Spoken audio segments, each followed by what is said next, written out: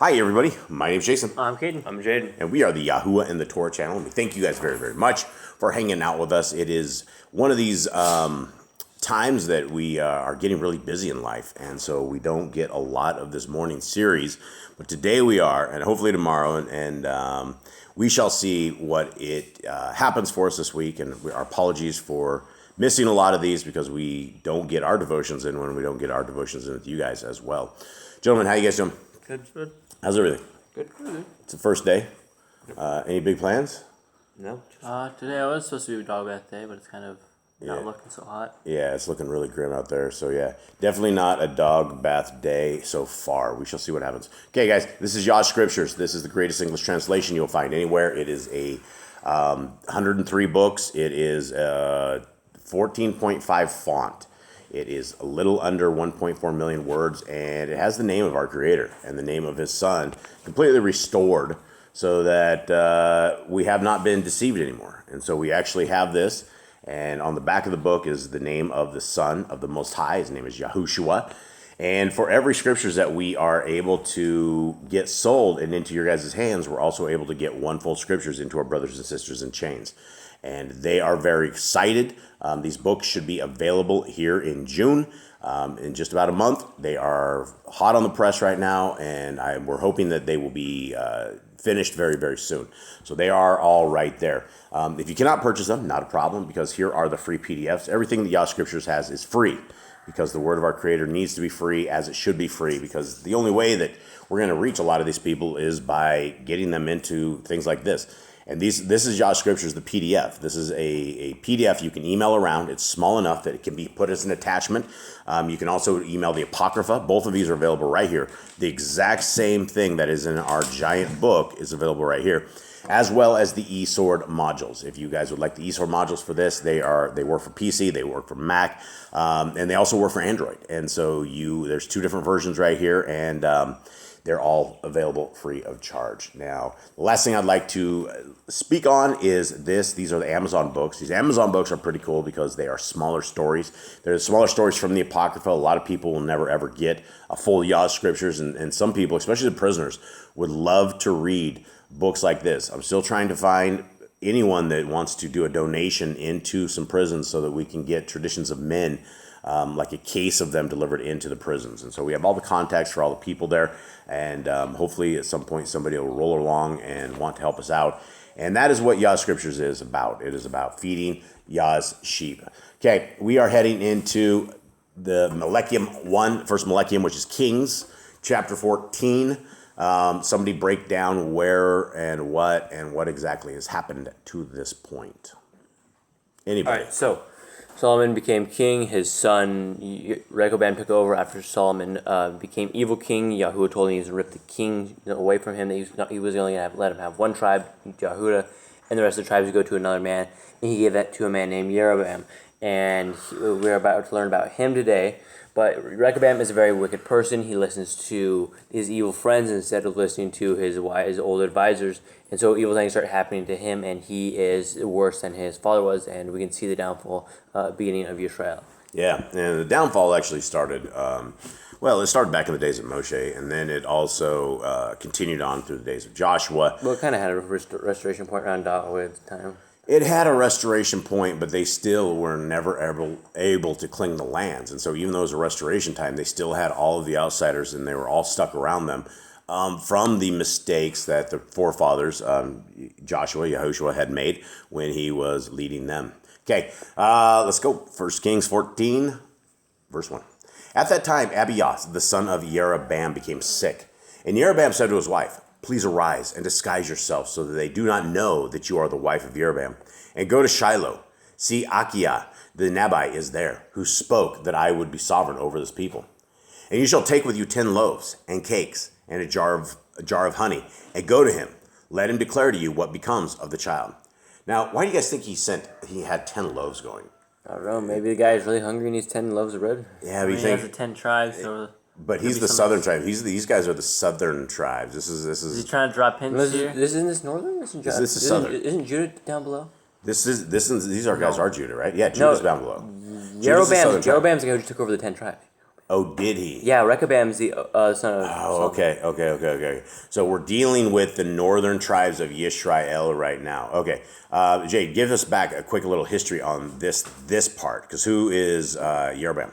Rehoboam is the guy from the tribe of Ephraim, and Yahuwah anointed him king over the other 10 tribes. Okay, so there we go. Then we have the 10 loaves, which is clearly what he's You dropping hints to the prophet here. Yeah. Why didn't he just go himself? I mean, he just asked the prophet himself. I don't know. But continuing on, let him declare to you what becomes of the child. And Jeroboam's wife did so, and rose up and went to Shiloh, and came to the house of Achiah. But Achiah was unable to see, for his eyes had dimmed because of his age.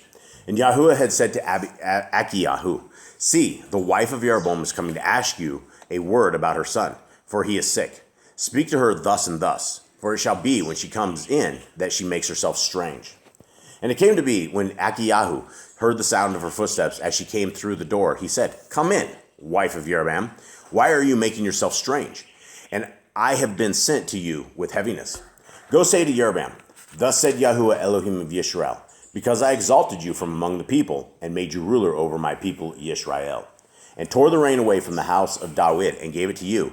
And you have not been as my servant David, who guarded my commands, and who followed me with all his heart, to do only what was right in my eyes. But you have done more evil than all who were before you. For you have gone and made yourself other mighty ones, and molded images to provoke me, and have cast me behind your back. Therefore, see, I am bringing evil to the house of Jeroboam, and shall cut off from Jeroboam every male in Yisrael, whether shut up or left at large, and sweep away the remnant of the house of Jeroboam, as one sweeps away dung, until it is all gone. Now, hold on real quick. I'm going to go see if I can find a picture of this. All right. So I found a little picture right here. So what we're dealing with, because I was confused on this thing, because it's been a while since we've been back to this particular chapter or this book. We're dealing with the northern tribes of Israel, and this is not a map of current of where we're at, but kind of just an idea of what it is. So we're ended up with the southern tribes, and that would be Judah and Benjamin. And then you had all these northern tribes. This is what we're dealing with up above right there. And so we want to make sure it's clear in all of this stuff exactly who we're talking about here, because both tribes, both tribes, one goes into captivity at one point, one goes into 10 go into captivity at another point. And the northern tribe, the one we're talking about right here, we've never come back. And when I say we have never come back, the people of Yah have been dispersed across the globe. Well, it's not a globe, across the plane. Sorry, programming. Yeah. So this is what we're talking about. Is there's a group of people, and they at the end of time it talks about the northern tribes coming back. And coming back to Yah. And so there is a remnant out there. And this is why I believe we are these remnant if we will obey the law, statutes, and commandments of our Creator. Okay, going on to 11. Now, what did you guys talk about sweeping away dung until it's all gone? What was I think it's going to go so well. about what? Sweeping away dung? Until it's all gone? Well, that's what they're talking about. You think you get rid of a dung when you sweep it? Not really. I mean, I guess if you're using a broom, it's going to have some It depends on what it is. I mean, if it's just like a hefty thing, you sweep that right up and sweep it off. Maybe it's dry. Yeah, you never know. Okay, anyway, sorry guys. Right. Here we are. 11. Those of Jeroboam who die in the city, the dogs eat. And so, so therefore, this is what he's saying, right? So this is what the prophet's saying. Those of Jeroboam who die in the city, the dogs eat. And those who die in the field, the birds of the Shamayim eat. For Yahuwah has spoken it. And you, arise, go to your house. When your feet enter the city, the child shall die. And all Yisrael shall mourn for him and bury him. For he is the only one of Jeroboam who shall come to the grave. Because in him there is found a good report toward Yahuwah, Elohim of Yisrael, in the house of Jeroboam. All right, what did I just say? That didn't sound right. So basically, when she steps foot back in the gates of her place, the child will die because Yahuwah only sees good in him out of the house of Jeroboam. But then he says, for he is the only one of Jeroboam who shall come to the grave. But they end up, because in him there is found a good report toward Yahuwah, Elohim of Yisrael. I think like a proper burial, like a proper dying. I think come to the grave in peace. Oh, in one piece? Yeah, or in peace, or He's the only one of Jeroboam who shall come to the grave. Oh, right, because the rest of him, right. Okay, because verse 11. Gets, painful deaths. Yeah, verse 11 says the dogs eat it. And so if your dogs are eating it, they're going to take off with all your bones and things. Okay, that's what we're talking about there. So this is curses that we're dealing with here. 14. And Yahuwah shall raise up for himself a sovereign over Yisrael, who cuts off the house of Jeroboam, this day and even now. And Yahuwah shall smite Yisrael as a reed is shaken in the water, and shall pluck Yisrael from this good land which he gave to their fathers, and shall scatter them beyond the river, because they made their Asherim, provoking Yahuwah. And he shall give Yisrael up, because of the sins of Jeroboam, who sinned and who made Yisrael sin. And the wife of Jeroboam rose up and went and came to Tirzah. When she came to the threshold of the house, the child died. And they buried him, and all Yisrael lamented for him according to the word of Yahuwah, which he spoke through his servant Achiyahu the Nabai. It's a lot different than the days we're in right now, right? You pick up the phone and you call home and say, hey, this kid's going to die. But she had to like take this, it's a curse, the news of a curse, right? That her kid is going to die. And she had to walk back knowing that the second she stepped back. Now, do you think that she delayed in her trek back because she knew that when she stepped back in the city, the kid would die? Hold on, guys. Sorry. All right. Sorry about that, guys. Continuing on. What do you guys think? I don't know. I don't know if she'd like want to like delay it or if she'd want to get it over with. I guess it would depend on the person. Do you think she rushed back to see if maybe the kid would be alive if she went faster?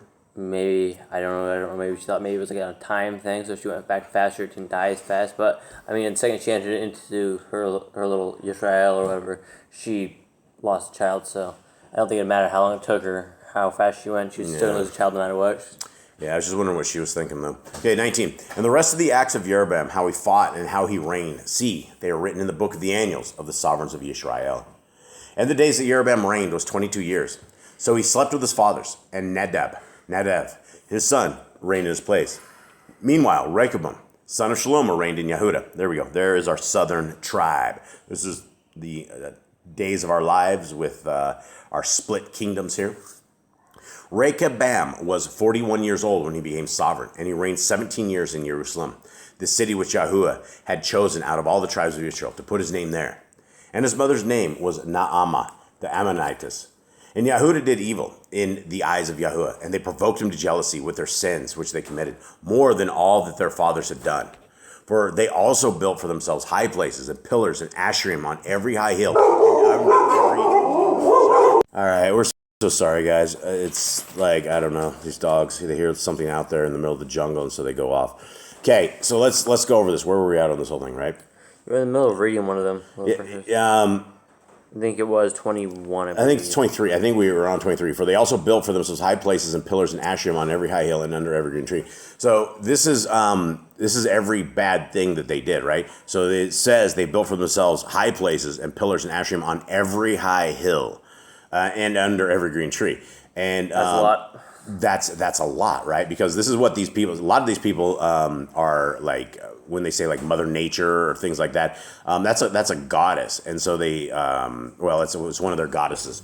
And so these people would put stuff under green trees, and there's things inside of Jeremiah that talk about the green trees and how we shouldn't like celebrate the green trees, how we shouldn't do any of this kind of stuff. But it sounds like they really, really went astray. And then every single high hill, it sounds like for whatever reason, they like to worship on a high hill with this Asherim, and this is what they did. And so they really botched everything here.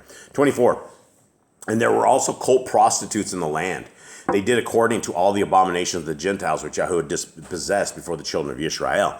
And yeah, in a holy land, in a land of our Creator, you're not going to have hookers. You're not going to have people like this. You're not going to have prostitutes that are out there doing this kind of stuff, because that would be adultery. You would be pulled outside the city gates and killed. They would pick up rocks and kill you off for that.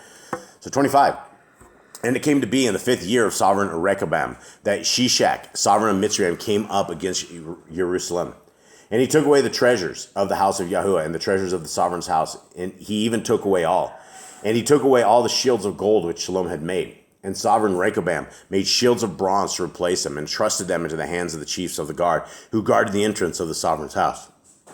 So they went from gold down to bronze. Definitely a different thing. Yeah, it didn't last long either. The people, like the house of Yahuwah, Solomon was saying we should always pray towards that, and that would be like a great place, but it didn't last long. It's already getting destroyed. Like one king down, and it's already begun. Yep. And so in the book of Josephus, it talks about that actually back in the day, they had a metal that they thought was better than gold, which was a bronze and gold mix. And that is what everybody was, it was really, really expensive. That was that's what they really liked. And so it's interesting, though, the bronze, I always thought bronze was obviously much cheaper than gold, but they probably, it's still probably going to stop, whatever's happening that's trying to get through that. All right, 28.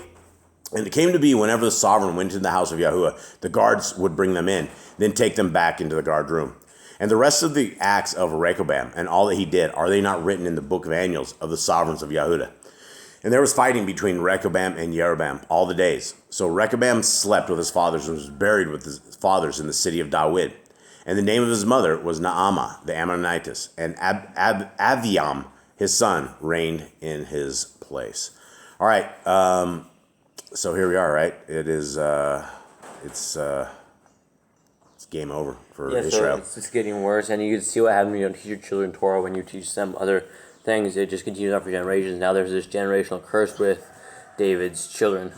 Yeah, there's generational curses everywhere, both northern and southern, and everybody's doing what they want in their own eyes, and nobody remembers the days of old. Nobody remembers the days when the calf was ground into gold because they had done these things. Now it's just commonplace. And that's the thing is Yahuwah loves his land. He loves Yisrael, the land of Yisrael. That's something special to him. And none of these things were supposed to be there. You're not supposed to murder in his land. You're not supposed to have abortions. You're not supposed to worship other Elohim. All of that is an abomination to him. And one day he will send his son back, and all of this trashy stuff that's all around, they're going to clear this stuff up and clear the lands, and it's going to be a much better place than what it is now. Okay, everybody. Yep. Have All a right. good day. Shalom. All right. Shalom.